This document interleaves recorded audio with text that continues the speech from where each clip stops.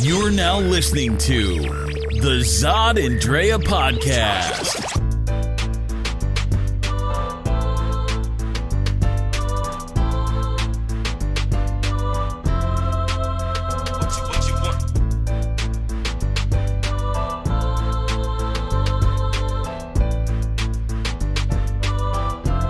Hey, everybody. Yo, what's up? We're back. Hey! So quick.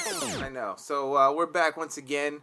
Had another exciting week, of course. Of course. You know, that's what When we do. isn't it? That's what we do for Zod and Drea. We have good weeks. We have bad weeks. Never. So, you know, it's up to you to make sure that those weeks are always on the positive. Mm-hmm. If it isn't, if your week sucks somehow, that's because you allowed someone else to make it shitty. And that was your fault. Like, seriously, you know, it's up to you. It really is. It's like, you know, it's a personal thing. It's a personality trait, you know. Right. It's like, you know, I'm not going to let you bring me down. Some people, you brought me down. You fuck this week. Mm-hmm. No, we had a good job. And, you know, the show that we had put on, like we told you last week that we had participated in presenting, you know, Shantae Moore to coming into Scottsdale, Arizona, and it was a blast.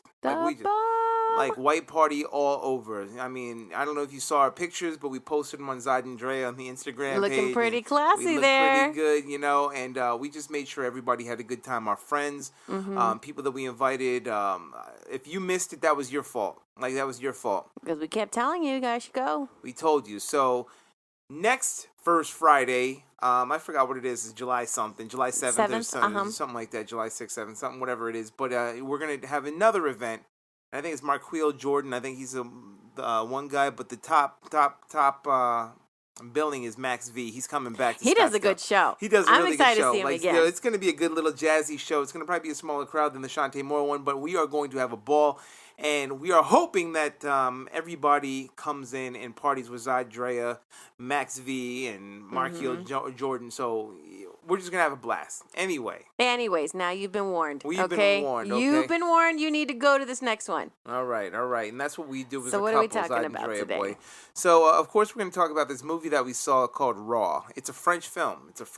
So if you don't like subtitles, you're not going to like Raw. But Raw is crazy. It is nuts. Raw was nuts. And I liked it. I loved it. And I got kind of hungry, too. Second, we're going to be talking about Loss of the Gentleman. That's going to be on our off-topic. Like, what happened to him? What happened to the gentleman? And we watched this. We thought about this after seeing a movie. Mm-hmm. And, of course, you want to talk about what our main topic is? And main topic is, when does admiration of a culture cross over to appropriation. So we're talking about cultural appropriation. That's what we're going to be talking about. So let's get it in, because Zod and Drea likes to start it off right now. So let's talk about this movie Raw. Right out of there. Let's do it. Right out of the gate. I don't know if you guys love these crazy-ass foreign films, but for whatever reason, I've been on a kick like these last couple weeks about French foreign films, and I don't know why. I've just been accidentally rolling on them, and this one was called Raw. Mm-hmm.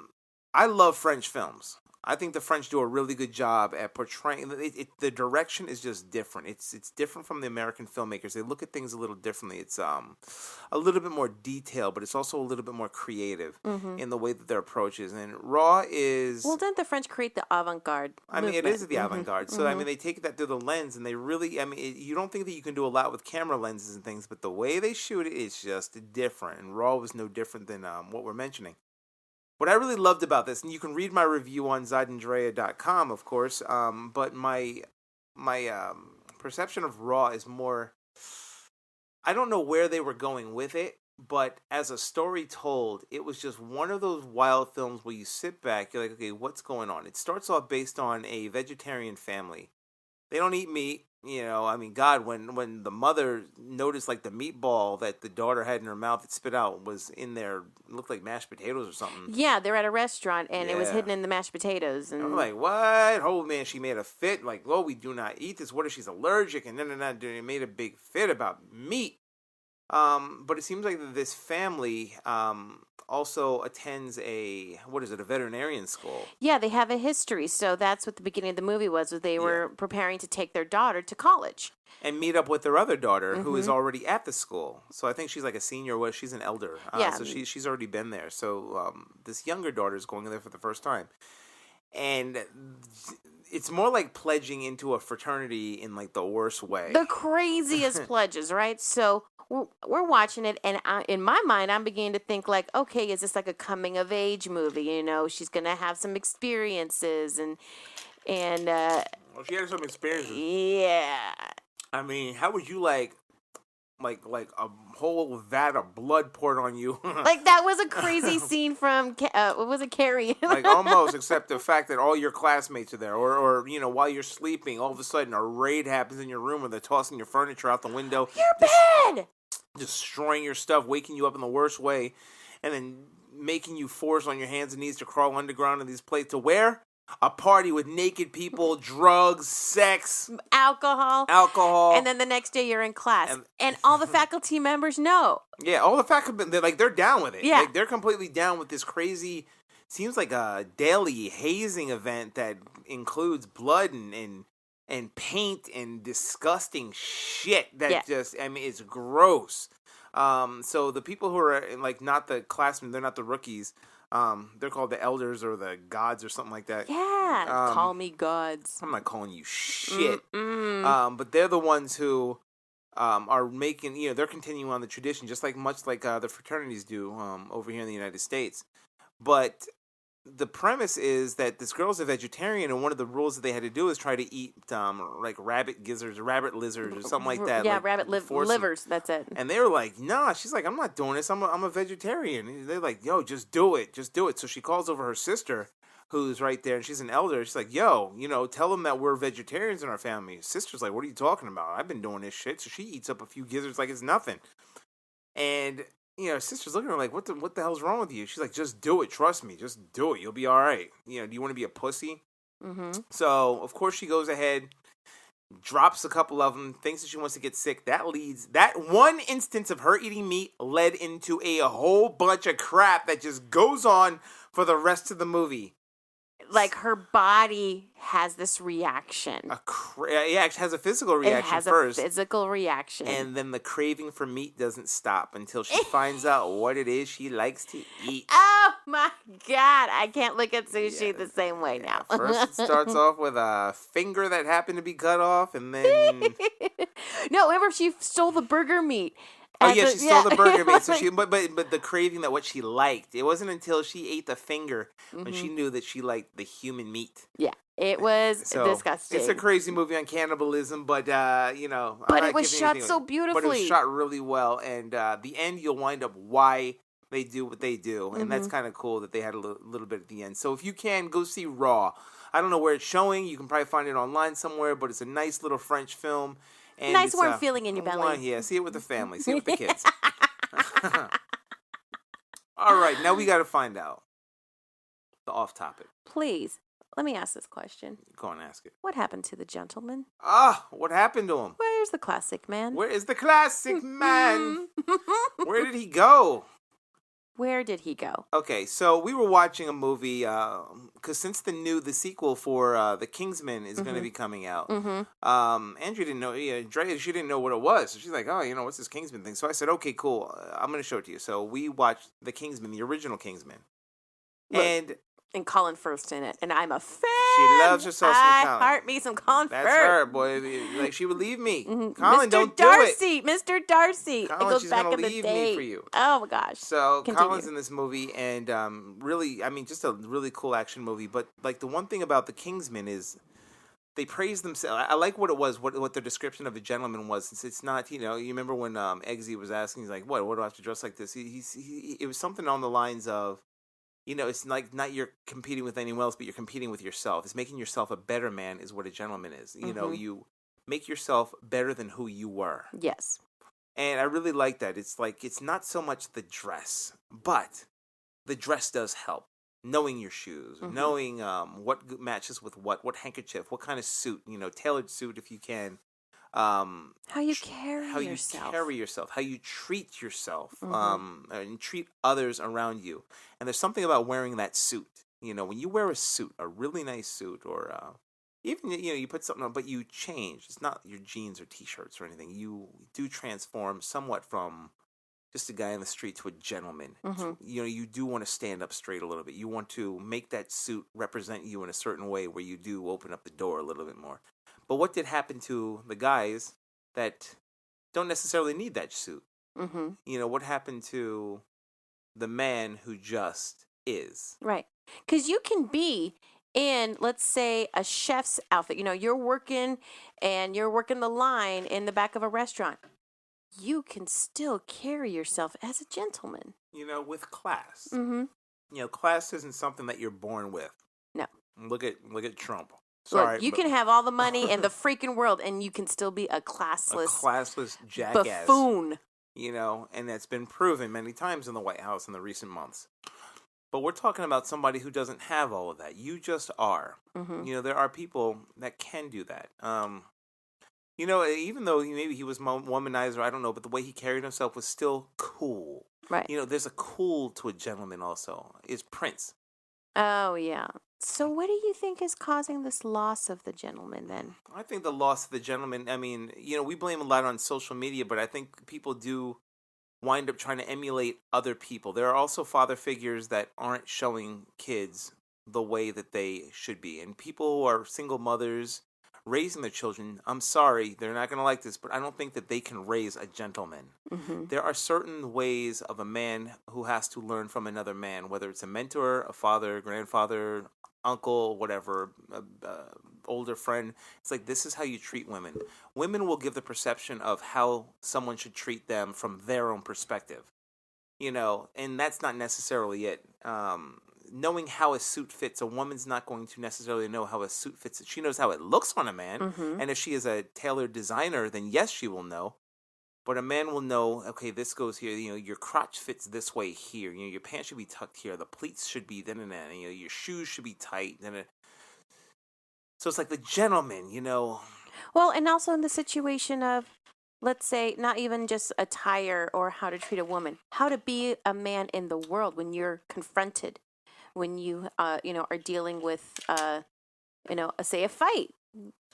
Where do men learn this? How like, to it's really? funny in Instead of just whipping out a gun. No, it's like whipping out a gun. It's like, you know, a gentleman will square off. Mm-hmm. If you got a fight and you're going to challenge me, number one, I'll try and talk my way out of it because it shouldn't have to come to that. But where did you learn that from? But yeah, exactly. Where did you learn that from? But if somebody just won't, then I will, you know, I will have to fight you gentlemanly, you know, man to man. Like, that's what you do. But for somebody to come with their fist and you pull out a gun, that's so on the level of you're just a punk ass bitch. Mm-hmm. You know, and there's a difference between a gentleman and a punk ass bitch. You can choose to be the punk ass bitch. Yeah, sure, you'll walk around alive and you will avoid the bruise on your nose. But you'll also have the reputation of being a punk ass pussy motherfucking bitch. Whereas a gentleman is full of class. And that's what I want to do. Please listen carefully. Please listen carefully. Please listen carefully. Once again, make sure you listen to the Zod and Drea podcast by subscribing to one of the following podcast methods: iTunes, Google Play, or YouTube. Visit our website at www.zodanddrea.com to go directly to the links, or if you choose, you can listen to each podcast episode directly on the website under their individual posts. Want to get involved and have your voice heard on the next podcast? Then be sure to tune in to the question of the week on our website, Twitter, Facebook, or Instagram page. And dial in and leave a message on our voicemail at 323-963-4221. If you're an advertiser who would like to have your 30-second or 1-minute placement on our podcast or YouTube episode, please contact us at info@zodanddrea.com and we'll send you a price list. Space is limited for each episode. The next podcast might even have you as a featured guest. Tune in, check us out, and get involved. Hey, okay, people, let's continue on with this discussion. We're going to get right into it. And this started off... It was like a week ago? Yeah, but well, let me get into it. So we're going to talk about when does admiration of a culture cross over to appropriation. So we're going to talk about culture vultures and cultural appropriation. But I had written on my friend Kristen's board about her going to an authentic restaurant now that she moved to Portland. And one thing that I did was I posted an article almost in jest, but, you know, sort of real, like just making sure she's going to the authentic restaurant. And it was an article on the two girls who had started the restaurant Kooks after going down to Mexico, stealing the recipe, really. Like, I mean, the women down to Mexico didn't really want to share the recipe, but they allowed her to look.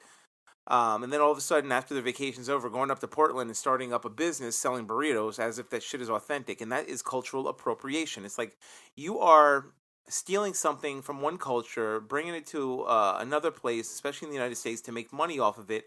Off of what? A talent you didn't really learn on your own, and it definitely isn't the food of choice from your ancestors' culture or anything related to you. So you're making something, which, hey, it's fully 100% legal, but you're not giving props to anyone. And what another word is called Columbusing. Yes. Columbusing. Hey, you know what? That looks really cool. What is it? Well, it's this. Okay, cool. I'm going to take it. I'm going to make it mine and remove you from it, and I'm going to profit from it, and I'm the king. And if you notice throughout history, especially United States history, but really world history, that's what Europeans and their ancestors have done to other cultures. And we are going to talk more into about this, but it started off with that Facebook post, and then all of a sudden I started getting these responses from these white men. And it was only white men, including one gay one, which was like, really, dude? Who was talking about cultural appropriation as being bullshit. And I had to spot and tell them the difference, that it's funny that only white men are having an issue about this. Yet I'm sure none of them have actually asked a person of color what they thought about white people taking their culture, profiting from it, and, either dismissing it, moving on, whatever, but not including them into not so much the profits, but the credit or the respect. Correct. And they didn't understand the concept. They're like, oh, no, you got the right to... I'm like, yeah, you got the right to do so, but, people have the right to also ban, because the women who did that wound up closing their business.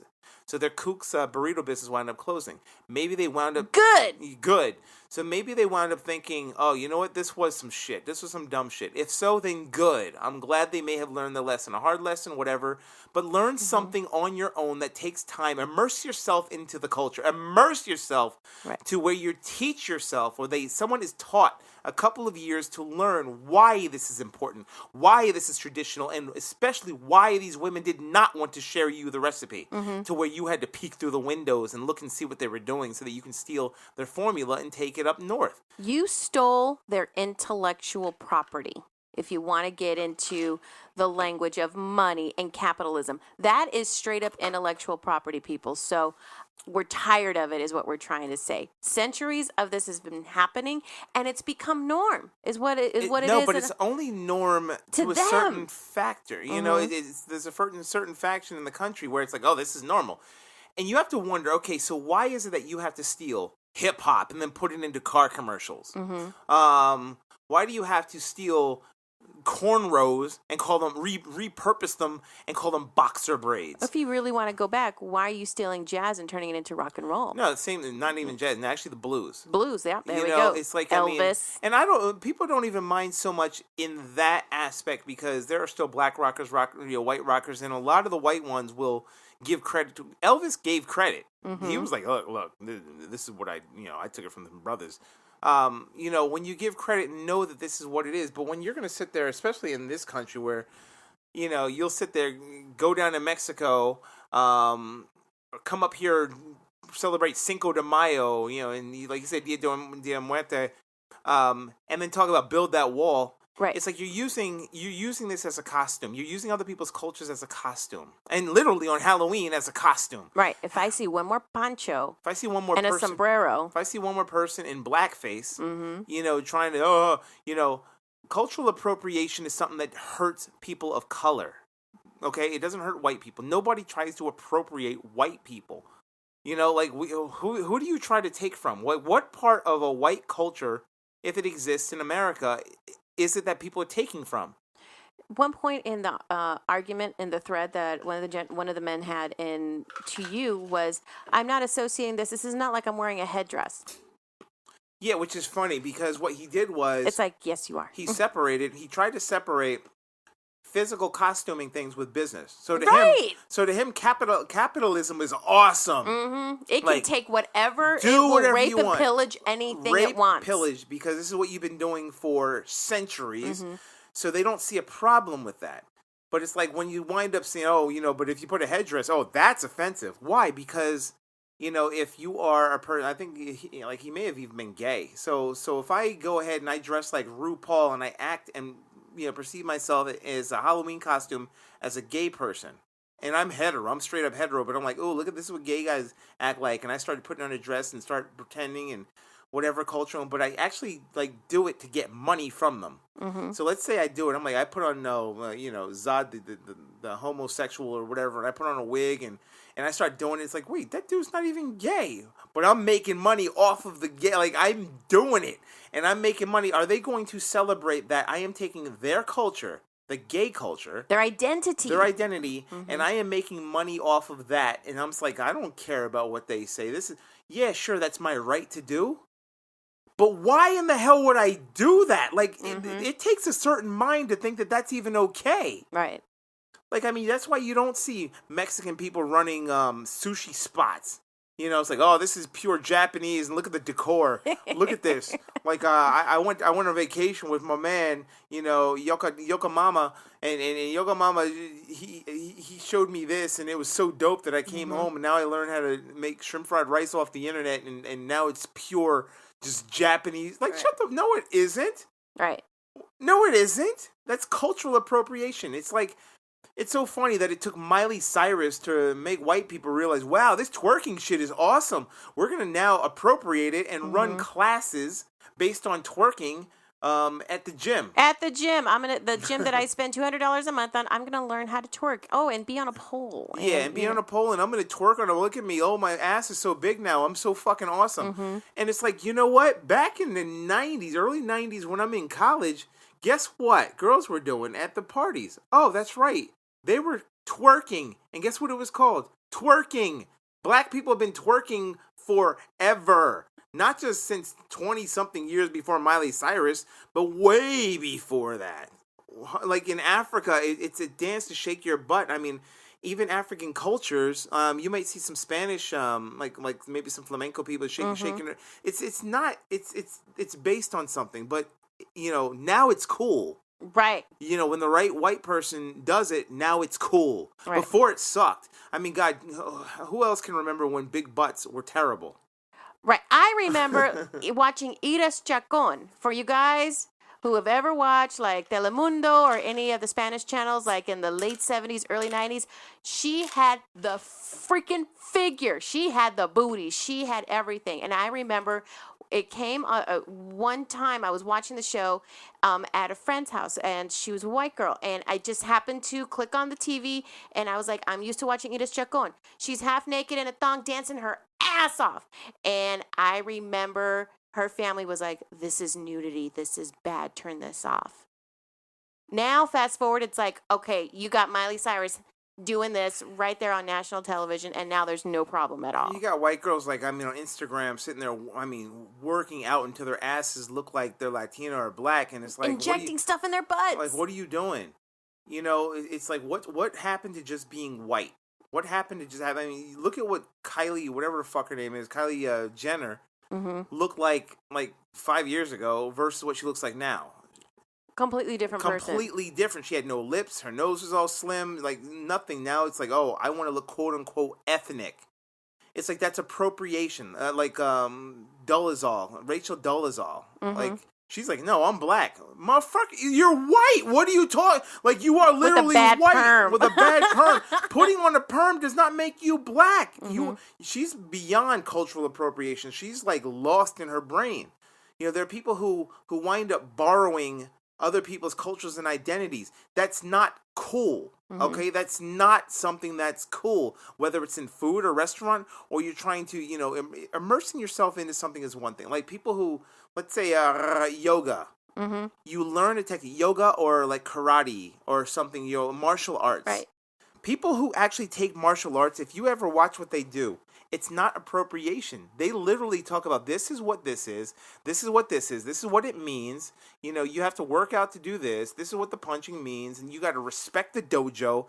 They actually take this isn't like they take in Japan or China, they take what they have learned and they pass it on as a tradition, but they go deep into it. Like mm-hmm. these people are taught for years, and the ones who really respect it go off to Japan and whatever. People who get into the Muslim faith, they go to their Hajj over in Mecca.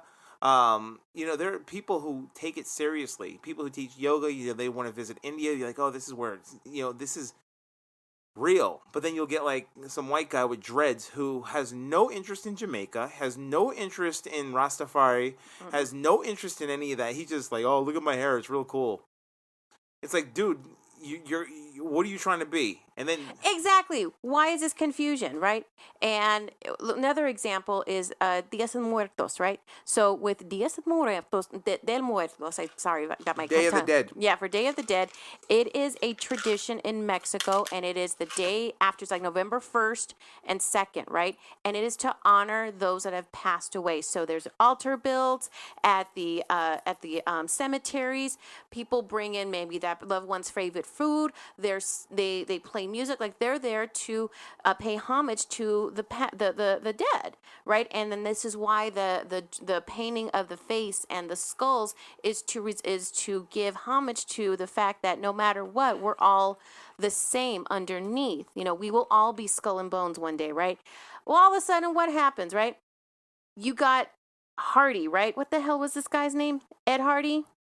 Oh, Ed Hardy. Oh, yeah, Ed Hardy with his disgusting... Starts taking some of that symbolism and puts it on his stupid, cheesy-ass baseball caps. Yep. Trucker hats, I guess. Tank tops. And now, all of a sudden, it's this cool thing to do, dude. So then on now for celebrations that are going on in the community, you just see all of these people with their face painted. Like, you don't know what the fuck that symbol's for. You don't know. Why are you here doing this? You're taking selfies in paintings from a culture you don't give any respect to, but you just think it's cool. And you want to put it on a tattoo now. And now you want to put it in decorations in your house. Do you even know what that means? So going into all of these symbolisms that people take in, that this white culture takes in, know what the hell it is first before you start taking it and putting a branding on it. There was this woman in Toronto, I forgot about this one, who, her name is Amanda P.L. I don't know if you've heard about this. Oh, yeah, I remember her? this. Mm-hmm. So she wound up making all these paintings, whatever, from natives, like the Aboriginal natives. And that's where she learned her quote-unquote style. This woman's art got pulled from her gallery when they found out how much she literally stole the style. I mean, there was one painting where she completely jacked. I mean, it was like she looked at the one, copied it, and looked at it. It's like it had nothing to do with anything original of her style that she took from another painter of Aboriginal Indian. And it's like, there you go again, now trying to make this about you, of someone else's style. Like, you are a culture vulture. Why do you not describe or paint or create something that is of your own? It's not saying you can't or you can't learn or be influenced by, but when you are stealing from and trying to take it as your own and pull the wool over everyone's eyes, this is just something that's been going on for centuries. Mm-hmm. You have been taking and taking and stealing. Taking and taking, giving nothing back. Giving nothing back. If you want to give something back, give your culture back. Give your culture back then to other people, for other people to learn from. Mm-hmm. But if there is not a white American culture, which I cannot really think of right now, sure, there's an Italian culture and a Greek culture, but German culture, mm-hmm. But Italians don't celebrate Oktoberfest like that in Italy. So if there is a white American culture, as there is a black American culture, a Mexican American culture, and a Japanese American culture, there are cultures that you can go in, you're like, oh, I know exactly what that is, then share it. But otherwise, if you're not, please do not appropriate people of color's cultures. Otherwise, ask one first before you try to judge.